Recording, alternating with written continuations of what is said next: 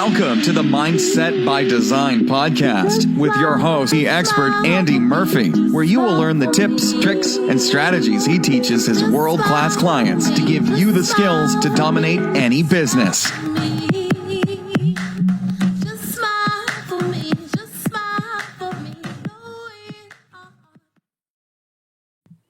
What's going on, Mindset by Design crew, and welcome to episode 276. Hope you're amazing as always and life is treating you beautiful no matter where you are. And you know what? I say where you are because I mean that. Because what's happening in the world right now, I don't know if you've been trying to do international travel. Yes, we've got a pandemic on. Yes, it's a little crazy out there, but have you tried to travel international? Yes, no? Well, unless you're there for a specific company, guess what? It's tricky, man. Countries are getting locked down, towns and states and cities are getting locked down individually. And I bring that up for one reason. I'm not going to talk about the COVID and all the rest of it. But what I am going to talk about is the opposite of that. Because what everyone talks about is the doom and gloom. But the opposite is, what happens after this? What happens during this? What's your decision about life or business now, right? Because what was happening before is not the same thing anymore. And it's very interesting. I see a few different things going to happen. And the first one is people are going to be off work, getting paid, and that means their brain is going to really start to appreciate what they have around them, right? The accumulation of nonsense and noise of buying stuff just starts to go away, and people start to focus on what is important, right? And what is important is family, friends, happiness, health, life, and solid income streams, right? But the thing is, what's going to happen with those people is that they're not going to want to go back to work because they don't like their job, right? So what's going to happen is, psychologically, they're going to be really in fear mode as their jobs start to ask them back, or they get announced that there is no job. So people are going to find themselves in a situation if they don't take control now, right? And you have a lot of people being lazy, or I should say, probably just enjoying life. And there's nothing wrong with that at all. You're also going to have people that it's the isolation. People don't know what's going to happen in the future economically, and so people are going to be in fight or flight or freeze mode. People are going to freak out. This is the other side, right? So people are going to freak out, and they're going to go into depression. They're going to be using substance abuse. All of this is going to keep people in a state of fear, and they're not going to be able to make decisions, right? And then we have the third group. And the third group is the 1%ers. That's right, you're the Mindset by Design crew. And guess what that means? It means you're tough. It means you're resilient. It means you're intelligent. It means you're adaptable. It means you have behavioral flexibility. It means you are driven. It means you are self-motivated. It means you're shooting for the stars. It means you're understanding how to tune your unconscious mind. It means you're getting the tools for your conscious mind. It means you understand the neuroscience. You are there to serve and help people, right?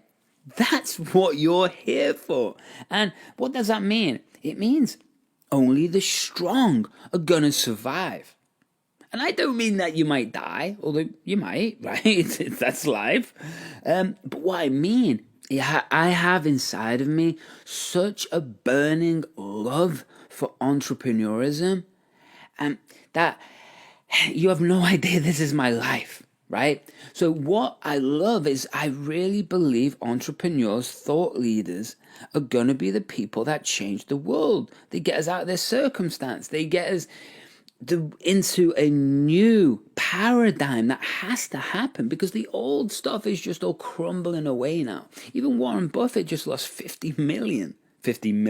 He wishes. 50 billion, right? What does that mean? That means that the old paradigm of what he was investing in with the old mindset, that's crumbling away.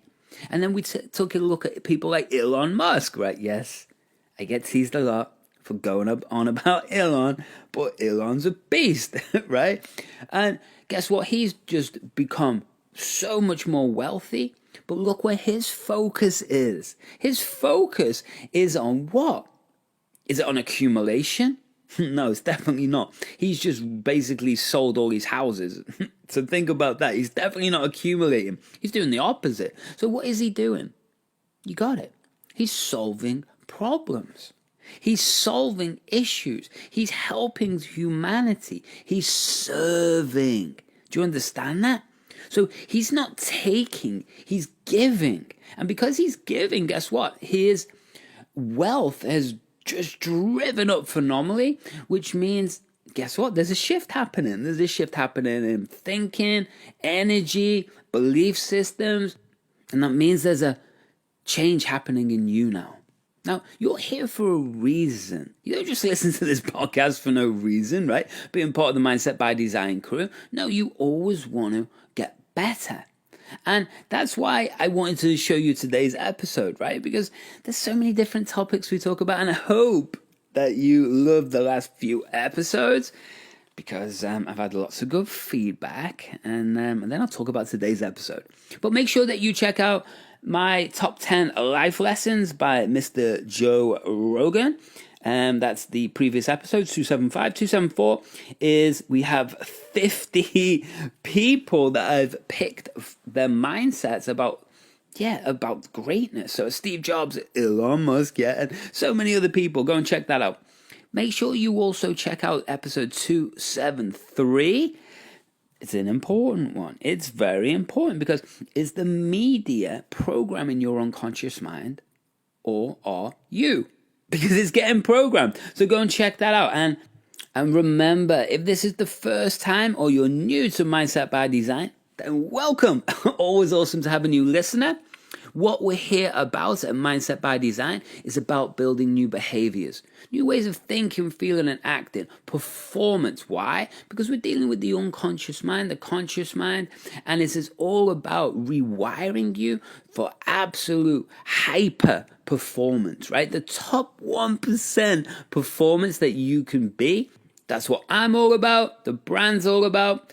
And we're dealing with neuro-linguistic programming, NLP, which I'm a world-class expert at, behavioral psychology, everything that you can imagine to create the change that you want. Now, I've done this for 18 years all over the world, worked with some of the top elite minds in the world, and I just want to share all this information. So, making sure that you press subscribe, rate me a review, and definitely connect with me in the Facebook group and everywhere on social media.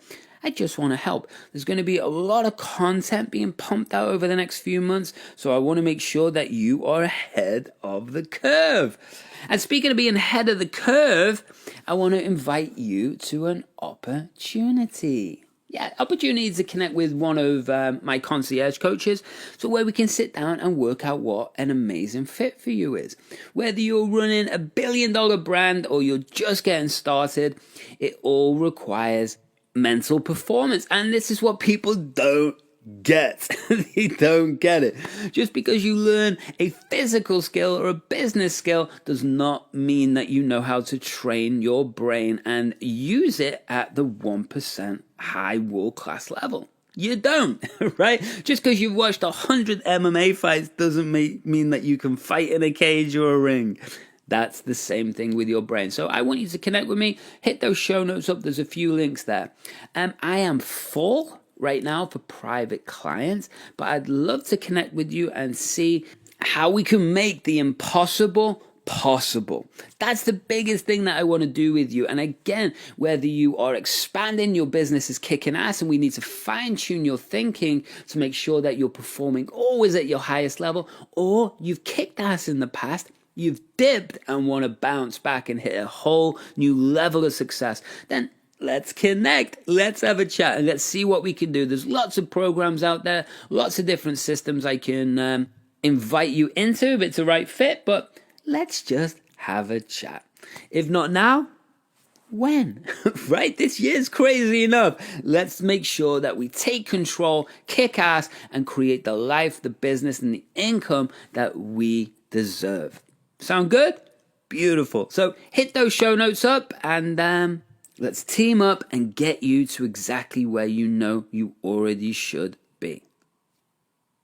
Okay, so this episode today it's an interview that I did a few years ago with a good buddy of mine, Ryan Muncie, from the Better Human Project podcast. This was actually from a previous one called OPP, Optimum Performance Podcast.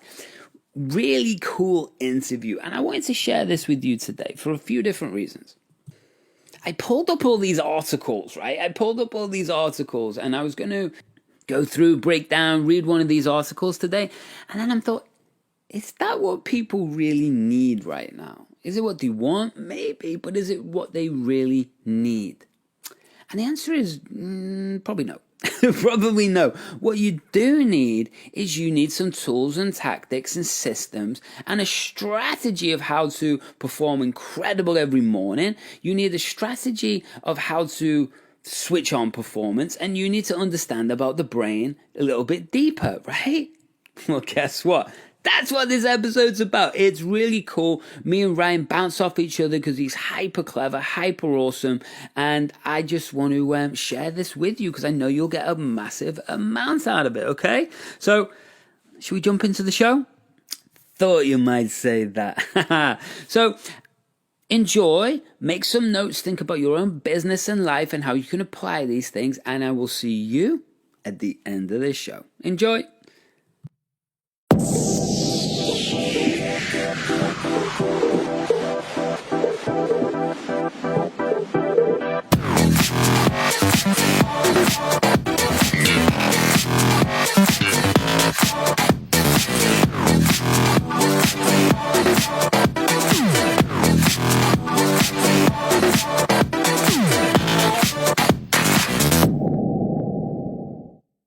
And this is what drives me crazy about the personal development industry. The first step is to understand that fear is always going to come. Mm-hmm. The little voice is always going to be there. You're always going to get anxious. You're always going to get nervous. It's always going to come. I don't believe in procrastination. So is this what you call Conor McGregor thinking? Within 4 years, as basically the end of this month, will have earned himself $134 million from 4 years ago being on government benefits on 34 euros a week. Someone can do that in 4 years. What the heck have we been doing for the past 4 years? Ryan Muncie is probably the smartest guy I know. Trust me, Muncie is the nutrition guy. Ryan Muncie's out there trying to make the world better for all of us. The Optimal Performance Podcast is bold, edgy, creative, entertaining, and epic. Ryan Muncie is my go-to guy. Ryan Muncie he's the first guy I call. He's making people's lives better. Ryan Muncie's an innovator. All right, welcome to the Optimal Performance Podcast, guys. This week, we have a really, really fun show for you. We're talking to Andy Murphy. Andy is the world's #1 high-pressure performance coach, the world's leading mindset mental performance coach for 7- and 8-figure entrepreneurs. The thing I love most about Andy is that he is a master at actionable strategies and reverse engineering what the leaders of today are doing. So that's right in line with everything that we do here on the OPP, what you guys are accustomed to. You are so used to and you expect the actionable, implementable tips and things like that. So rest assured, as we talk about designing your lifestyle and working on mindset, that Andy's going to deliver plenty of actionable information for us today. Before we get started, a couple of housekeeping notes. As always, go to naturalstacks.com. You'll be able to see the blog post with the video version for this, and you'll be able to get the links and resources to everything that we're talking about. Andy's got a new course out. We will have a link to that where you can save 20%. We'll talk about that on the show in just a few minutes. So keep an eye out for that. Remember, you can go to naturalstacks.com, find the blog post, and that's where the links will be. Second, go to iTunes, leave us a 5-star review. Let us know how much you love the show. The reviews are pouring in. You guys are doing so great with that. we thank you for that. Those really do help. And when we read your review on the air, we will hook you up with free Natural Stacks products. Finally, share the OPP with the people in your life who you know will benefit from and enjoy the things that we're talking about here. All right, here we go. This one is from last Friday, Must Listen by Mr. Buckner, 5 stars. I've become addicted to this podcast for its knowledgeable and use of science. For its knowledge, and use of science as opposed to opinions. This has become my go-to for performing at a higher level than I ever imagined. Mr. Buckner, thank you so much for your support. Thanks for listening. Be sure to email me, Ryan@naturalstacks.com. We will get you a little care package as a thank you. All right, I'm going to stop talking. Andy, it's your show, man. Let's make some magic. What's going on, buddy? Nice to be here, sir. Oh, we're so pumped to have you. I guess let's start with an easy one for you. What is Mindset by Design? Do you know what? You got to put with my funny accent, so hopefully your listeners are good with that. Mindset by Design, that's an interesting one. You know, it comes from really my life and going on such a big roller coaster, being able to travel all over the world over the last 15 years, had big highs, big lows, some highs again, and really the thing that got me out of that is a beautiful quote that I always loved by one of my favorite people in the world, Bruce Lee. You know, you can really, his quote is, don't be afraid of the man who practices 1,000 kicks once. Be afraid of the man who practices one kick 1,000 times. And I know I'm talking about mindset and martial arts, and Bruce Lee is a little bit different, but want you to understand, I've done martial arts since I was a little kid, and it's been the biggest thing in my life that has created my mindset. So after being 26 years old and putting together like $100 million resort, and that we're going through bankruptcy with that and nervous breakdowns and rebuilding my life, guess how I did it? Mindset by Design. So I was actually, it came out, the podcast and everything came out because I was sitting in Bali, open my doors in the rice fields, stunning, beautiful views. I'm living in like this mini little palace. And I'm like looking around going, people are in the rice fields earning like $1 a day. I'm sitting in this beautiful place. This doesn't seem quite fair, right? It wasn't that tricky to get here. I just need to share this with people. And that's where I came up with the concept Mindset by Design and just started blasting out to the world. And that was where the podcast, the brand, everything came on. I just want to help me. That's all it's to do with. So in your time helping people, what's the biggest mistake people make? That's a really beautiful question. Believing that where they are is where they are. But it is just that. It's not who you are. It's just where you are. And people think that the circumstances around them are stuck, they're fixed, because we get a ceiling on what's possible. Einstein said it best, we get boxed in by the boundary conditions of our thinking. And that's what happens with neural nets. This circuit gets built, it gets locked in place. And the challenge becomes every time we consciously, not unconsciously, this is the unconscious change, we make a conscious decision to do something different, to really step in there, get pumping, get that motivation going. But the challenge is we've been building neural nets all our life. And this box that we put around what's possible, well, guess what? That becomes a little bit rigid because we keep repeating those patterns. So people are doing their best, they're working their asses off. Well, guess what? It's inside this little box. So when we can expand this boundary, when we can grow it and really expand it, then guess what? Different possibilities come in, which adjusts our filter system, it adjusts the neural nets, the beliefs, the neurochemical cocktails, all of that good stuff. But people get stuck, and there's no need to get stuck because, well, it's your life, right? Right. So let's dive in a little bit on how some of those neural pathways get cemented in. What's going on, in our brains that sort of cements that and creates that rigid box that can kind of serve as a prison for our thought processes and our belief systems. I mean, as you're saying this, there's a lot of books that come into my head that I'm sure some of our audience has read. I'm sure you've read many of them, that fixed versus growth mindset, from Carol Dweck. And, I'm envisioning Vishen's Code of the Extraordinary Mind, where he talks about the rules and things like that, the bullshit rules.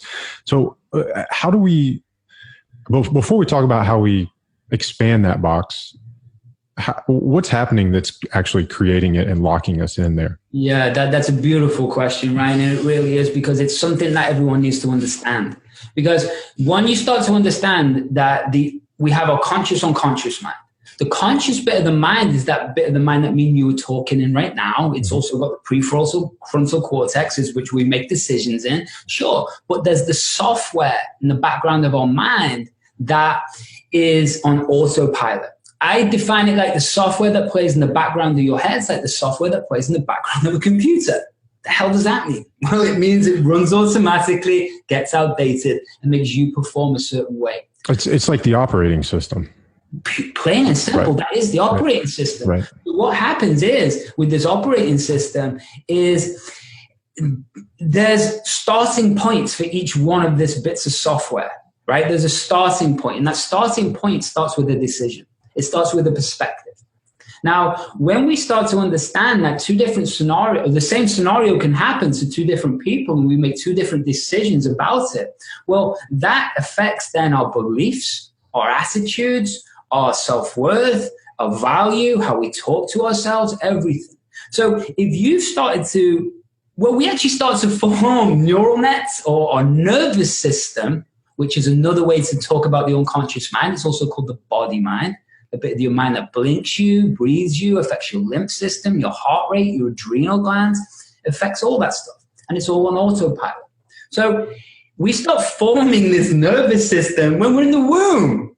So understand, we're also making decisions, even in the womb. So outside of it's a scary place because your parents are arguing or whatever. You're already forming these neural nets and these decisions. But what's being activated is that amygdala, that primal part of our brain that's obviously everyone knows about, the fight, flight, or freeze response, right? So what happens is in the 0 to 7 stage of our life, that's the blueprint that's going to form for the rest of our life. That's the imprint stage. So the challenge becomes, if we've already stepped into fear mechanism because the outside world is already scary, then the amygdala has already been engaged, which means when we come out of the womb and start looking at the world, we already have a certain model. We already have a certain view of the world. Doesn't mean it's right, but we're already activating from fear.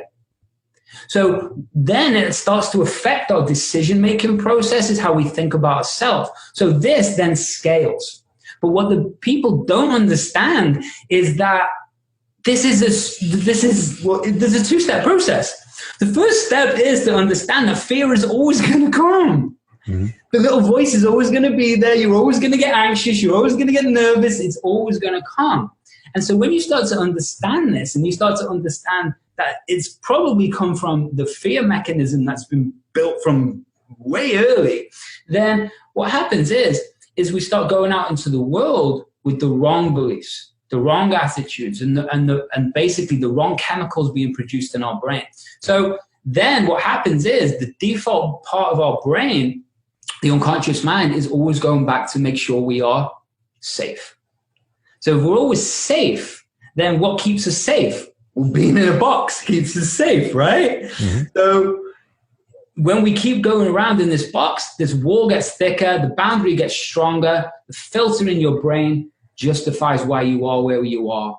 And then because we want this safety, this neural nets get really locked into place, and this is where we get stuck. And if we've had traumas on the way, these are called synesthesias. And synesthesia means we have a tightly wound neural net together, and that gets locked, and that creates trauma. So what does that become? Like a weight.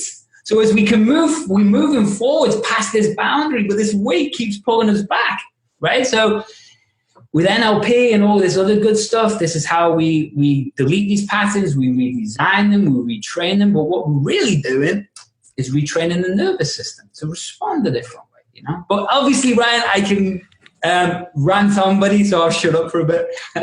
Yeah, well, you mentioned something that almost nobody talks about as that third option. You know, we have fight or flight, but then there's a different potential response, and that is freeze. Yes. I think, you know, that's actually a more primitive response than fight or flight. You know, it was immobilize, play dead, and that was before we even evolved the sympathetic response for fight or flight. Right. You know, we've heard that it's a big premise in polyvagal theory. So I guess my question to you is sort of elaborate on that, because I think that's something that our listeners may not have heard much of in the past or from other people. And I don't necessarily think that in the way we see that in today's world is not somebody literally standing immobilized on the street, but in their life, they're immobilized. They're not taking action on something that, you know, they want to.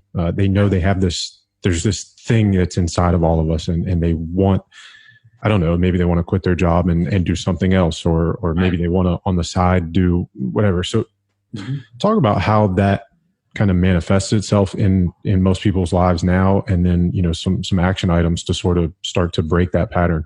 Yeah, easy. So first of all, when we talk about the freeze response, and it is something, it's started to become more popular now. I've been teaching this for years, and I'm sure you've been teaching it for even longer.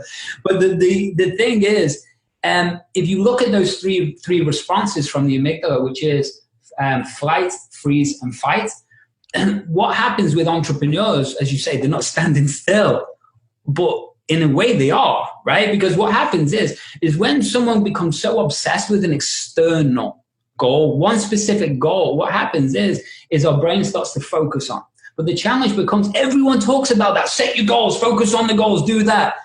Well, to me, that's cool. But if you're coming from, again, the wrong emotion, the wrong connector, the wrong driver, I call it, which is fear, all you're doing is thinking about the future and creating messy wiring towards the future. So is the future pulling you towards it? Well, no, because it's big, it's scary, it's daunting. You don't know how you're going to get there. So you don't want to get there, right? So what happens is that's when, again, the amygdala kicks in, but that's when we go flighting.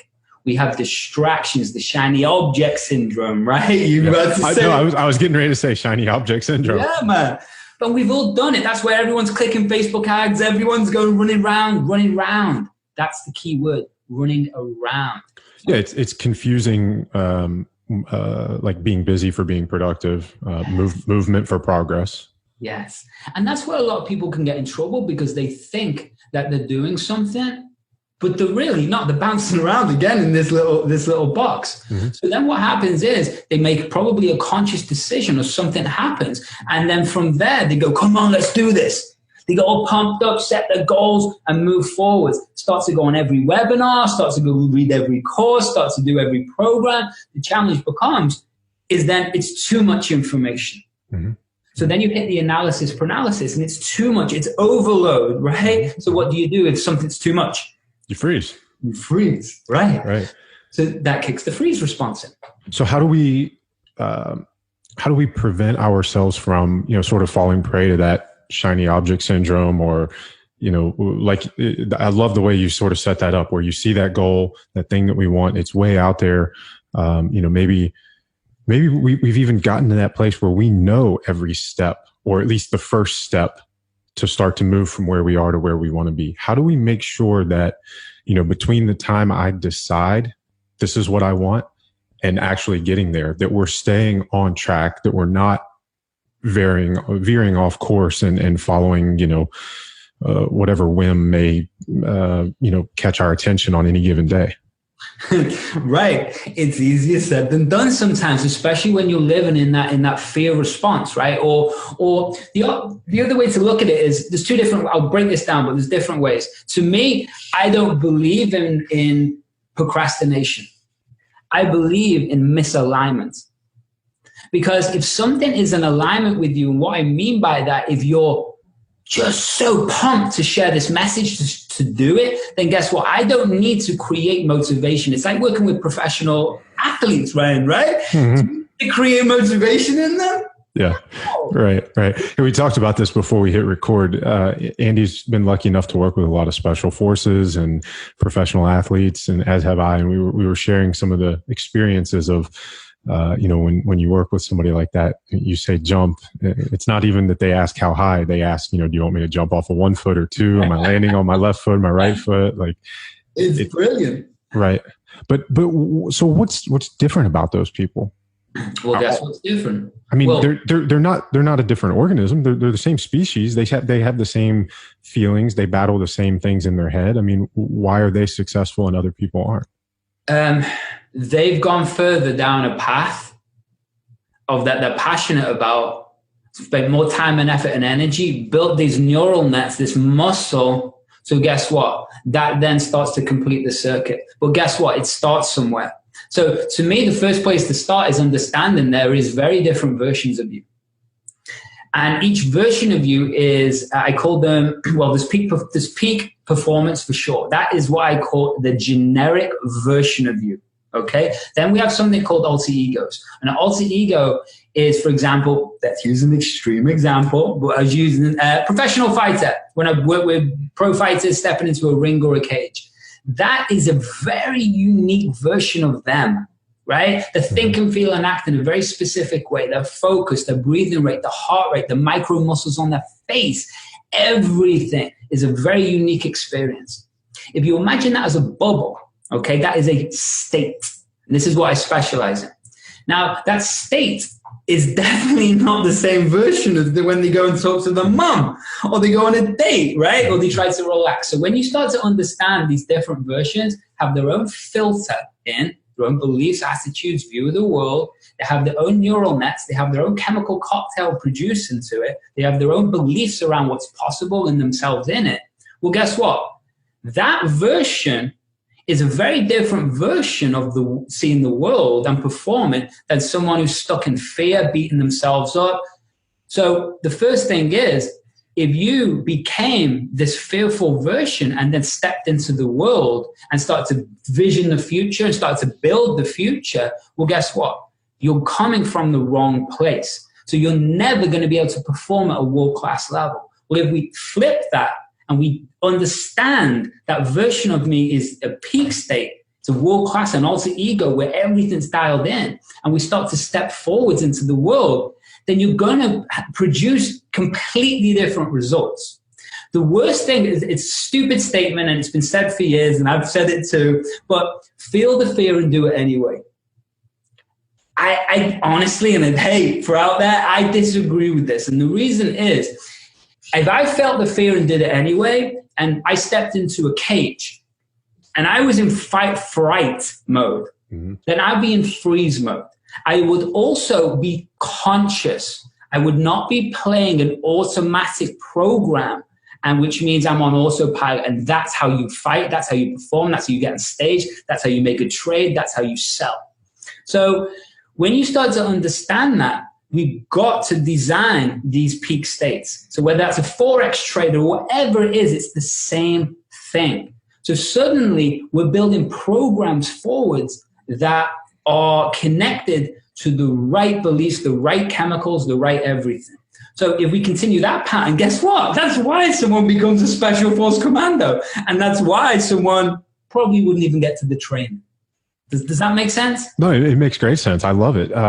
So let me make sure I understand it. Then if we wanted to implement that or practice that on a daily basis, what I'm hearing is that when I wake up, I shouldn't be, Ryan, as I would speak to my mom on the phone on a Sunday night. I should be, I should wake up Monday morning and be the Ryan that would be stepping into the octagon, or, whatever my arena is. Yes. But it's that alter ego. It's bringing that, into the world in whatever your pursuit is. Right. And that's where Mindset by Design comes from, because we are designing that mindset, and it starts first thing in the morning. So we're switching on the correct part of our nervous system. We're switching the right neural net on, because we don't know what we've been dreaming about, right? We sometimes wake up and I'm like in anxiousness, and it's like, okay, now what? So is this what you call Conor McGregor thinking? did you listen to maybe a little bit of a podcast, mate? Yes, mate. I do some research. It's and it's whatever you think about Conor, right? Whatever you think about Conor, let's take the emotion out. Right. That's a guy within 4 years, as basically the end of this month, will have earned himself $134 million from 4 years ago being on government benefits on 34 euros a week. So think about that, right? Right. Not the best fighter in the world. He's not. He's not the most tactical. He's not the most efficient. But he can build those patterns and step into that 25 minutes when there's millions of people watching, when everything could go wrong, yet he can perform under that amount of pressure for those amount of minutes. That's what makes him special, right? Yeah. So imagine if we could take a glimpse of that. Imagine if we could put what we truly want out there, but not coming from ego, going, oh, I'm going to do this, but coming from heart, coming from alignment, coming from the correct intent. Then suddenly that makes us expand. And that's what he's done. He's put things out there into the world that are so insane. Guess what? Steps up and delivers. Mm-hmm. And when we can imagine what's possible for it, if someone can do that in 4 years, what the heck have we been doing for the past 4 years? Right. And that's why I love it, because it puts responsibility back onto us. Yeah. And that's what I love about what you've been teaching and what I've read and listened to is that you really, really get people to hold themselves accountable. There are several studies that show, this is really fascinating. I've been looking into decision making and feelings and emotions myself. And there's a study, there was a meta-analysis. I think it was put out in 2005 or 10. I don't know. I'll link to it for you guys on the show notes. But there were 5 separate studies looking at either financial reward or oh man, I'm drawing a blank on this one. It was what was it? It was financial reward or just overwhelming the decision maker with data-based facts in regards to that particular domain. That neither of those two actually moved people from a feeling-based decision to a ration-based decision. However, knowing that they had to be accountable for their decisions did. So it supports that evidence that, we want to be held in high esteem or high regard by our tribe. If you know that your actions will be judged by your peers, you will make a more data-based decision, even than you would if you were, given financial reward or, pure facts to help make that decision. So I think that's fascinating. All right. So 2 questions then on some of what we've talked about here. Number 1, what can we do every morning to wake up and, be Conor McGregor or that version of ourselves? Well, yeah, I love it. First thing we got to do is before you even wake up, before you even start this game, you got to design where you're going. You got to design that version of you. And I mean that just like people do with internet marketing, they profile, right? They create an avatar. Mm-hmm. Well, guess what? You do that with yourself. It's something that the Godfather Tony Robbins talks about, right? He said, maybe you're going to say that, but he gives it, I built this Tony Robbins. I built this monster. I built this character. Yeah, that's what I was going to say. I think it's so brilliant because if you look at anybody, it doesn't matter who, whether you're looking at Conor McGregor or Tony Robbins, anybody that we think of as somebody who is quote unquote successful, wherever they are today, whatever level that they have, whatever thing they have achieved that we may deem successful, that is a very, or at one time, that was a very crystallized vision that they had for their lives. They didn't get there by accident. Maybe they didn't get there the exact way they thought they would. Maybe the path was a little bit different, but they had some vision that they set out to achieve. Exactly. So I think that's a brilliant, point for something to start with. So I mean, but it is, man. Thank you. But then this, by the way, everything that I talk about has came from 15 years of my roller coaster of life, me rebuilding my life many times, working out what works, getting rid of all the BS out of the personal development industry, and then really working with high level people and see how they really perform. And that's where all this comes from. So when people talk about the morning routine, and it sounds so cheesy, but there's other ways to look at it. Morning routine, hey, it's important. I look at it like switching on, right? Because to me, you switched off. You switched off for the night, right? So you allow whatever neural nets to play. But now, does it mean you've got to do it as soon as you wake up? No, because you might just want to relax. And then it's like, now it's time to switch on. So switching on to me means we have to interrupt. We have to interrupt that pattern, right? Because anything can be playing. We don't know. And then, so when we interrupt the pattern, and what does that mean? Well, a nice simple thing to do that I teach is to become consciously aware of what's automatically playing, is to ask the question. Now, we are question answering machines, and you probably told this a million times and all the rest of it, man. So I'm not going to go into it. But we have question answering machines, and every word that we say is connected to an emotion. That emotion is going to drive or change your state, okay? So if we interrupt this pattern in the morning by asking the question, what thought or what feeling is going on right now? What that does is it allows us to change perspective, but it allows us to then recognize what's going, so then we can change it. So once we've done this, what I suggest people do then is to understand the next steps. And this is the thing with me. I teach people how to do stuff, then you tailor it towards what works for you. That's the whole point, right? But people see specific systems and then that doesn't work for them. No, we want to teach you how to. And that's a beautiful thing, because I mean, you know this and I know this. Most people listening will recognize that, you know, we all have coaches that we've gravitated towards and coaches that maybe didn't, kind of suit us. And I think one of the most valuable things I learned from my years of coaching people in the gym and as a personal trainer was that I can't coach. There's very few people that you coach the exact same way. You've got to figure out, how to connect with each person as an individual. And, whether if I'm coaching a 17-year-old male athlete, I'm talking to him completely differently than, a 39-year-old female who, skipped gym class when she was in high school. So I love the fact that you're tailoring this to people. It has to be, though, to me, right? It has to be.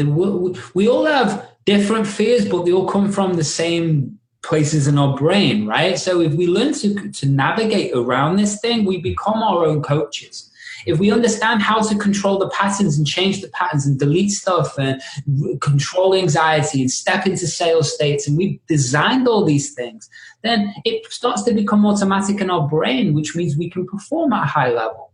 So this starts in the morning. And what I teach is people love to meditate in the morning, right? Meditating is great in the morning, but understand what it is.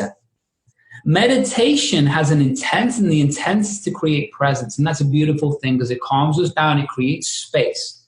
But that's the intent, okay? What it doesn't do is then build neural nets forwards, right? So you can be in a calm, beautiful place, and that means you go out into the world, be in a calm, beautiful place, but you're not navigating, you're not directing where you're going or how you want to perform. So what happens is I teach people, absolutely go meditation if that's your thing, but understand it is brainwave frequencies, and you're connecting, you're actually just using trance.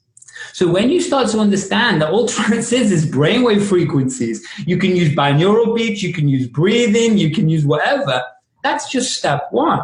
Right, we're in a good place? Beautiful. Now we use that trance or that brainwave means we've got access to the unconscious mind, the software. Yeah, essentially all you're doing with that step in the morning routine is erasing or creating a blank slate. And if you don't build something on top of it or draw in what you want, you're missing out on a huge portion or huge step for that day or your life. To me, Now, I'm not saying I'm a guru because there isn't such a thing, right? But Right. to me, yes, we've got to navigate this stuff. So this calms us down, and it's important because it switches on the correct part of our nervous system, the sympathetic nervous system. It keeps us calm. So then what happens is we need to direct it.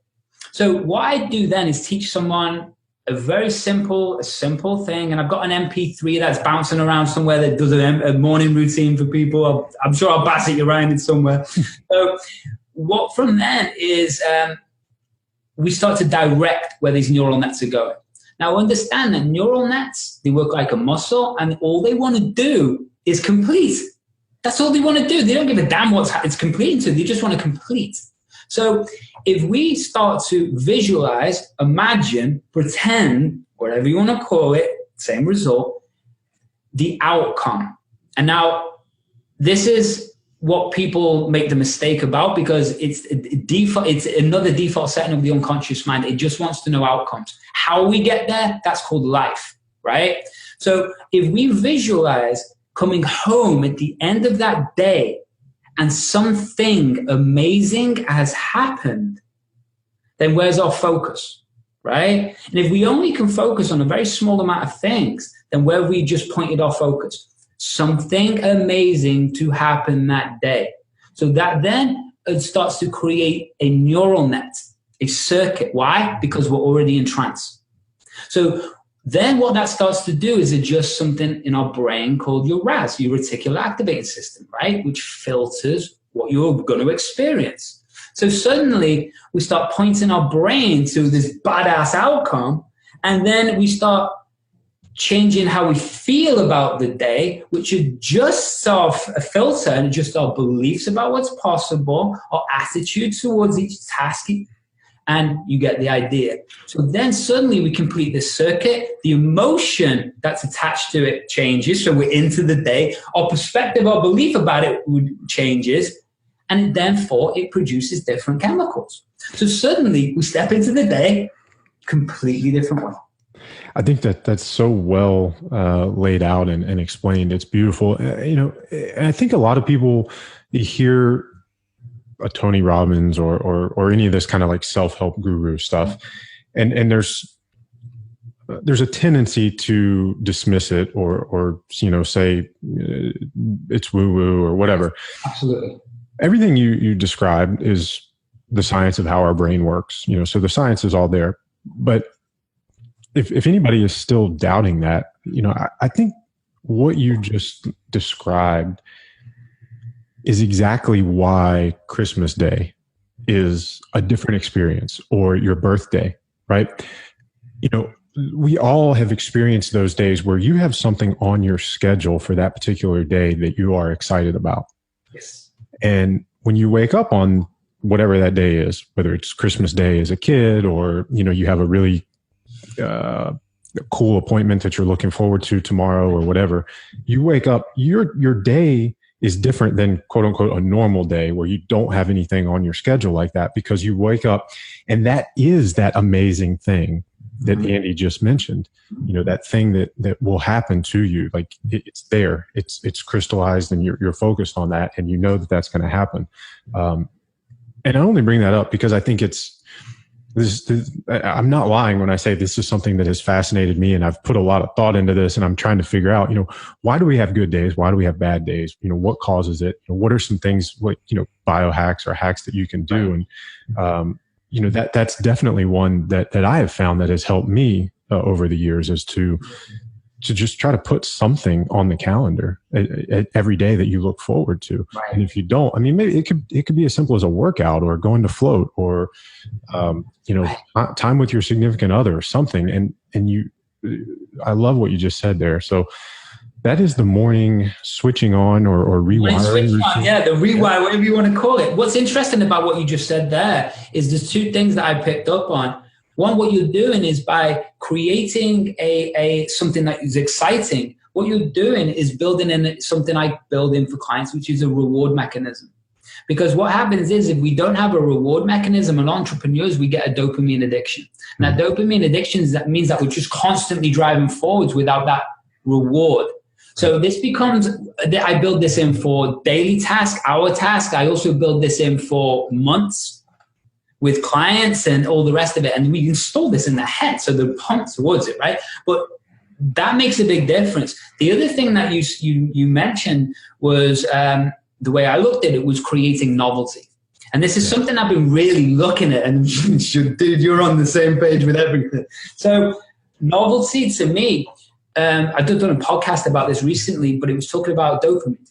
Mm-hmm. And the old understanding of dopamine being just spike for excitement or whatever it is, right? But what they know dopamine now is my understanding of it, it's really to do with novelty. And when we can spike a dopamine, whether it's good or bad, it doesn't matter. It's novelty. Then that circuit wants to complete. So we've got to be really careful how we spike that novelty, because this is how people get stuck in that old box. Because they're trying new things, but they're in an old box. But really what they're doing is spiking dopamine levels, which makes them feel good, but it keeps them distracted. Mm-hmm. So if we can create novelty inside of our business with new ideas, and that's why we get into stuff with entrepreneurs, we're like, yeah, let's do this. And then we run down a path and we're like, shit, it work, okay. But really what we're doing is spiking dopamine levels, and this creates performance. So it just has to be directed, navigated. Yeah. So, and that's actually, I wanted to circle back and come back to that question that we asked a while ago about, how do we avoid shiny object syndrome? How do we stay on track? And you kind of just brought that up again. I mean, how do we make sure that novelty seeking is in line with where we ultimately want to go? I mentioned before we hit record, Tony Jeffries, and he was a guest on a previous episode of the OPP. So if you guys haven't heard that one, go back and listen to Tony. Tony, if you didn't hear that episode, was the 2008 bronze medalist in boxing. He went to China, won the Olympic medal. And when I talked to Tony, he trained for 8 years. He was on an 8-year program to get to that point.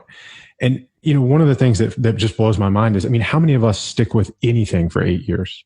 Anything. Right. I looked this up recently, because I asked that question. The average marriage in the U.S. lasts 8.2 years. And this guy was on a training program, to be an Olympic boxer for 8 years. Wow. He ended up winning a gold medal or bronze medal. Sorry. But how do we, I guess if you're training for something that specific, mm-hmm. and you have coaches, mm-hmm. and they lay out, kind of these micro and meso cycles and can kind of direct your training. But for those of us who don't have that, right. How do we make sure that on a monthly basis, let's say we have a project that's going to take us 6 months, right, or a year or 2 years, or your Conor McGregor example, 4 years, right? How do we make sure that we're staying on the right path? That's a really good question. A really good question. Well, to me, there's two different habits are formed, as you've taught 100 times. Habits are formed by small increment steps. So we're expanding to things too quick. So basically, our neural nets and nervous system can catch up. So when we start to understand that, then we can create movement. Now, that's all good with daily tasks, but to keep that vision of something in the future and keep that momentum, well, that takes practice, right? So what I do with everything is stops the shiny object syndrome is I split things into 4 different categories. And these 4 different categories mean that as an entrepreneur like yourself, you must get presented with opportunities all day long. There's always someone contacting you. There's always something new. So the way I split things up is everyone talks about your short, medium, or long term, right? Well, to me, there's one missing, and that's your immediate. So we only have so much time, effort, and energy, and we imagine it's on a pie chart. Then you've got to start looking at where are you spending this energy, okay? So if we can start to understand that, and then understand that, we only have so much time, effort, and energy, so we've got to make sure that where we're directing it. So to me as an entrepreneur, the way people make mistakes, and I'll just use this entrepreneurs as an example, is that we get focused on the short or the medium, because that's the one with all the big rewards and the excitement, the dopamine, right? So that's cool. But if we don't take care of our immediate cash flow or immediate focus, then this gets destroyed. So to me, always take care of this. Then what happens is we have to start really looking at things from a different perspective. So to me, we look at through our eyes, but we can also look at through someone else's eyes, okay? And we can also imagine the future certain ways. So what I do with everyone is to make sure they're in alignment, because that's what's going to keep this driving forwards, is, well, what's playing? What's the fear? Sure, but then are you in the right state? Sure, okay, all that's took off. So now let's forwards the movie. So let's forwards it 3 months. Is this still in alignment with you? How's that feel? What are the tangible steps, right? Let's forwards this in your mind a year out. How's that life now? What's going on now, right? So when we can start forwards in these neural nets, we're building this picture forwards. So when we can start doing that, we're also expanding this boundary. So as we're painting this picture forwards, we're coming from the right place, then suddenly this 8-year goal isn't 8 years. It's just, I'm taking care of this, I'm taking care of this. Is it still in alignment with me? Does it still feel good? Am I being pulled towards it? Like with yourself, with you, Ryan, you're so in alignment with what you're doing. You absolutely love it. Well, if you think about the future, let's not think about 8 years, but let's think about 1 year, right? Right. It feels like you want to go and do it. Yeah. You pulled into it, right? But if that goal in 12 months was going to work in a factory, I'd be dragging my feet. Right, you don't want to do it. Right. So when we can, that's the alignment. So when we can start building these patterns forwards, it takes away the old statement. And the old statement is, any road will get you there if you don't know where you're going.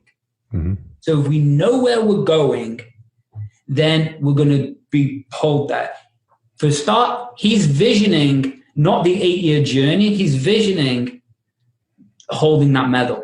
Mm-hmm. That's his drive, right? And he's envisioning that medal not with fear. He's envisioning that medal with confidence. Mm-hmm. So if you're so confident about something, you want something so much, 8 years is going to fly by. Yeah. Does that make sense? No, it's great. It's great. So you mentioned earlier getting outside the box and sort of creating new neural networks. And something else that we also talked about was the need to feel safe, and that's a vagal tone thing that impacts our parasympathetic sympathetic balance. We know how important it is to generate momentum, get quick and early results in order to stay on track with any new undertaking or pursuit.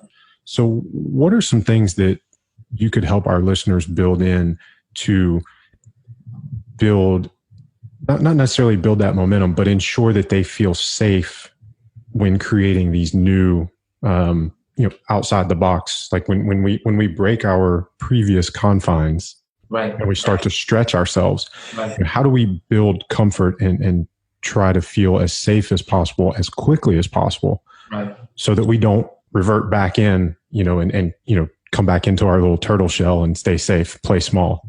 It's a beautiful question, Ryan. A couple of things that come up straight to me. First one is your immediate network. Plain and simple, because then we're going to talk about something, mirror neurons, right? And plain and simple. Mirror neurons, I'm sure you spoke about all this too, sir. No, go ahead though. I want to, you're so good at like putting all this in a package. Hey, I'm not as clever as it seems, so I have to break things simple, mate. So mirror neurons to me have been basically a part of our brain that has been developed before nonverbal communication. So we go back to tribal sides and how people basically passed on skills, whether it's hunting, whether it's fire, whether it's communication somehow, then we do this by immersion. So when someone's showing a hunting skill, by observing everything about them, then the brain is going to then start to understand how to replicate it. Mm-hmm. This is where mirror neurons come into place. So to me, the fastest way to create change is to surround yourself by people and things that you want to be like. Okay, you said it all before. Mm-hmm. My examples of this is, and I've said it for years, but my example is, if you've never drank a day in your life, and you go and hang around with people who drink, you're going to start drinking. If you've never trained a day in your life and you go around and start hanging around with athletes, you're going to start training. Go and hang around with billionaires, you might not become a billionaire, but you're going to be well on your way. But why? Well, let's isolate these three different groups. The first ones, people who are drinking are generally moaning, right? About how life sucks, or the partying, which is escaping. So when we start to look at that, let's go a bit deeper. Let's look at their underlying emotion, but let's look at their focus. Let's look at the conversation. Let's look at their opportunities. Let's look at their life. You spend your time around that, that's going to replicate in your brain. It's the same with athletes. It's the same with billionaires. You might not become a billionaire, but you're going to be well on your way because the opportunities, the conversations, but more importantly, the boundary that you've put around what's possible changes, okay? So if we looked at a shop assistant and what they perceive as possible, and we looked at a billionaire, what they perceive as possible, both humans, both neural nets, both brains, both opportunities. So when we start to put ourselves around the correct people, and this goes a little bit deeper, this is another thing I've said many, many times, but with mirror neurons. Well, imagine watching horror films every day for a month. How are you going to be thinking by the end of that month, right? You're going to be a real weirdo, right? But if you watched everything about Branson for the whole month, how are you thinking by the end of that month? Seeing things a completely different way. Right. To me, when we start to understand this, why I teach things this way, simple, is so, someone goes, I get that. And so they can go and apply that rather than going, you must do 1, 2, 3, 4 to get this. No, do you understand why? Well, no. Right, let me show you why. Yep. So then you can make a different decision. So to me, what happens is then we activate something, which I'm sure you spoke about too, right? But the law of 33%, right? And the law of 33% meaning, I know it doesn't quite add up, but the law of 33% means that we communicate and hang around or spend time, effort, and energy with people who are 33% below us in our journey. Now, that doesn't mean we're better than them. It doesn't mean anything like that. It just means we're ahead of them in the journey. 33% at the same level, 33% above.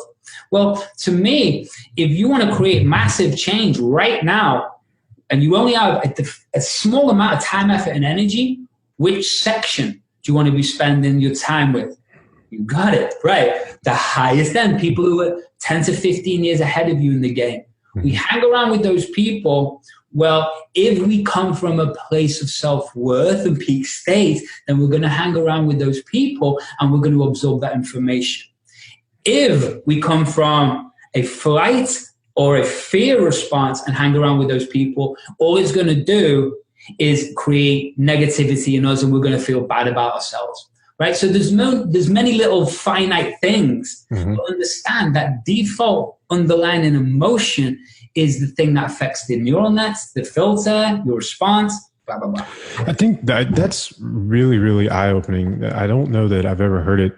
To me, the takeaway and the insight from that is that, we've all heard, you want to be you never want to be the smartest person in the room. I heard this so much growing up as a kid playing sports, to always be either the youngest or the worst, always play with people better than you or older than you. Right. But what you just said is very, very powerful about how we respond to those situations. If we're activating that sympathetic, that fight or flight, if we're not emotionally equipped to, deal with being the dumbest person in the room or, the slowest or the worst or whatever, then we may not necessarily get the benefit from being there and putting ourselves in that environment that we thought we would. Absolutely. And that's, and this is what drives me crazy about the personal development industry. Because it's outdated. Because people regurgitating the same crap year after year after year. And it doesn't mean that the underlying thing isn't truth, because that's what's being taught for thousands of years, right? I'm not saying that. I'm not saying I've got a new revolutionary thing. But we have to communicate it a different way. And that's what needs brought up is 21st way communication, not going back to cheeseball 1980 stuff, right? Which is most of the personal development industry. It's like, I don't want to go to a seminar and get pumped up and clap hands. That is not me. Have I done it? Yes. What I want to go there for is to network, the energy, and also to get some internal ahas. I do not need pumping up. Mm-hmm. And the other thing is, I understand why people do that, because they want to overload the conscious mind, so we get unconscious, no resistance. Well, guess what? There's other ways to do it, right? There's just other ways to do it for me. I don't want to clap my hands and jump up and down. Well, it's funny because I'm the exact same way. I have the exact same feelings about those events that you do. And the thing that I've come away with is that the folks who are there seeking that, it's not so much that they're seeking that as much as it is that is an environment. It's a completely manufactured environment in which those folks can feel safe. And that's exactly what you said earlier, is that we have to feel safe. And it goes back to that polyvagal theory and HRV, vagal tone, all that stuff that, if we want to be expressing the highest version of ourselves, we can't do that if we're not coming from a place of safety. Yeah. Because if we don't feel safe, then we feel like we have to either immobilize or be fight or flight. Right. Mobilized to deal with, our defense mechanisms are on. Right. By definition, if we don't feel danger, safe. We're in danger. We're constantly thinking we're in danger, which puts so much stress on ourselves.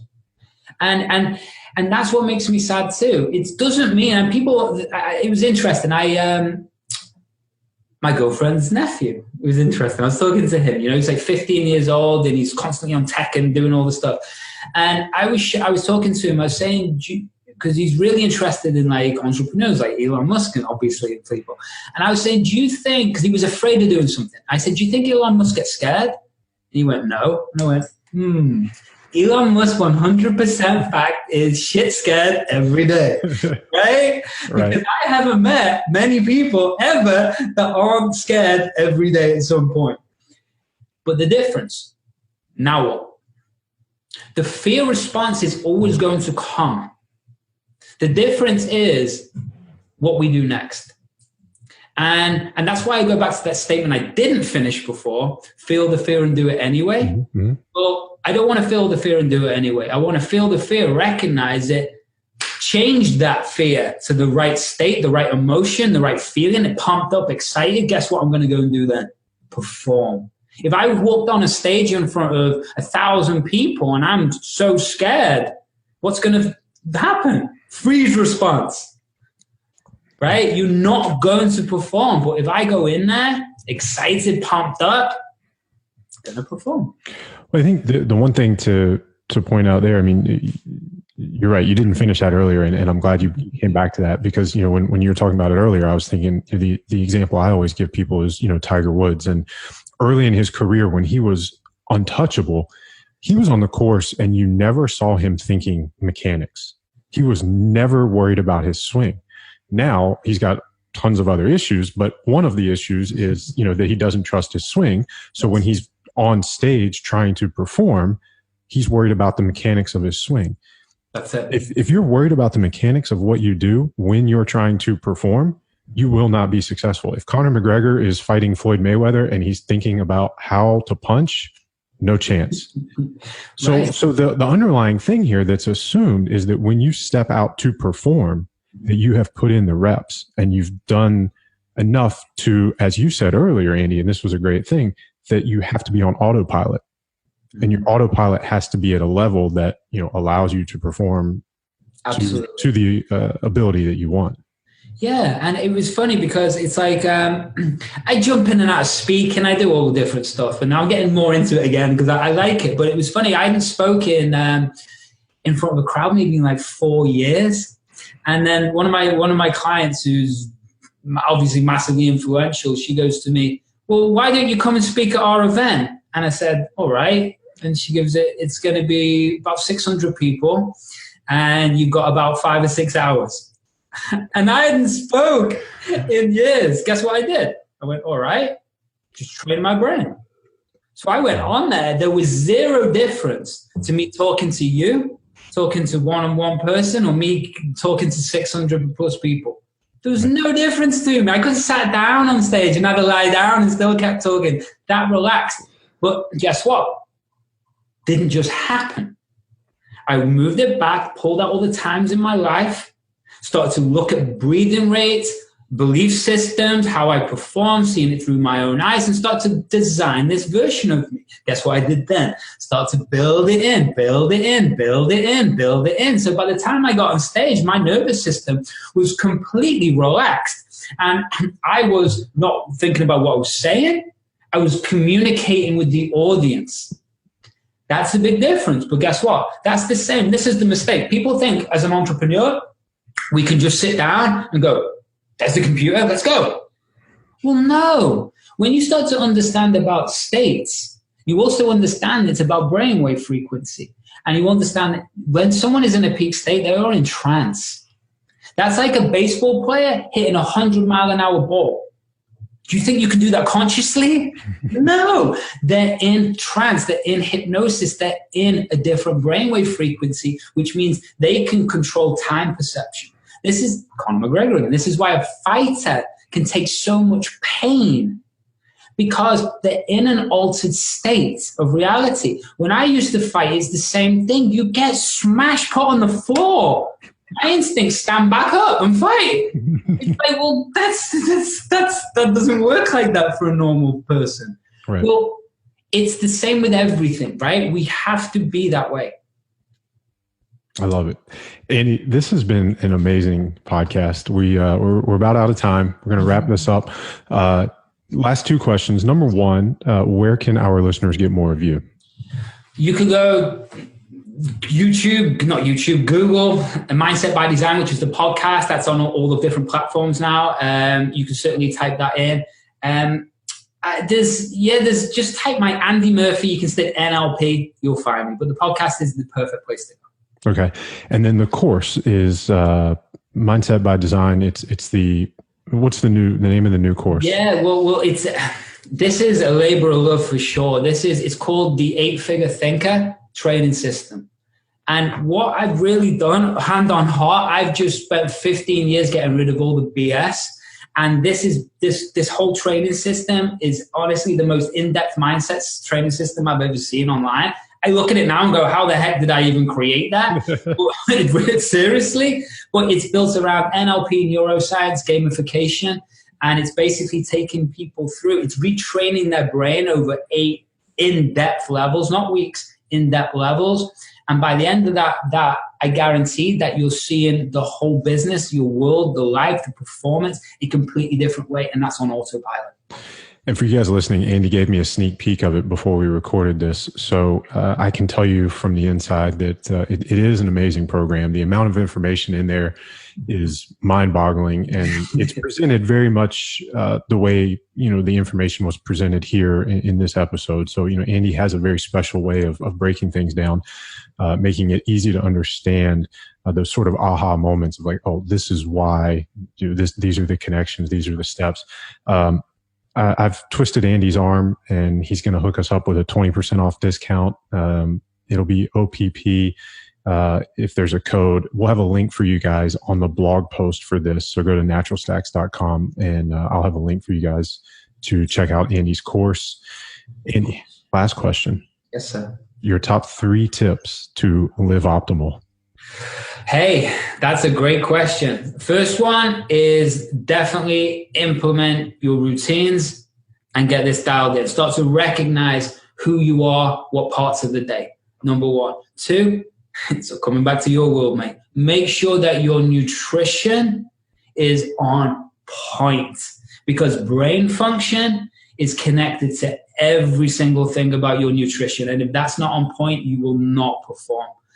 And thirdly, be kind on yourself. Just be kind on yourself, man. We're all going to pass. This life is all going to end. This computer game is going to end. And sometimes as an entrepreneur, we can be so harsh on ourselves. We're all doing our best, and we're not building Apple, and we're not building Tesla. So we've got to get over ourselves. I love it. So, crew, there we go. End of episode 276. Hope you enjoyed it. Got some golden nuggets and little bits of information from that. And you can apply it in your own life right now. So speaking of applying, make sure that you are heading over to the show notes. You're connecting with me or one of my concierge coaches. Simple. Just fill an application form in, tell us what's going on, and we'll tell you if we can help you or not. I've helped personally 10,000 people. We've done well over 1.5 million downloads on the podcast. I've worked with some of the best in the world, and I just want to help. So help yourself, and make sure that you're checking into the Facebook Incubator group, finding me on LinkedIn, maybe saying hello on Instagram, but more importantly, just connect with me so I can help you any which way I can. That is my life, my mission, and I want to share it with you. So until then, have an amazing week, an amazing day, and oh yeah, one more thing. Why don't you smile for me? Thanks so much for listening to today's episode of the Mindset by Design podcast with your host and NLP expert, Andy Murphy. We'll catch you next time.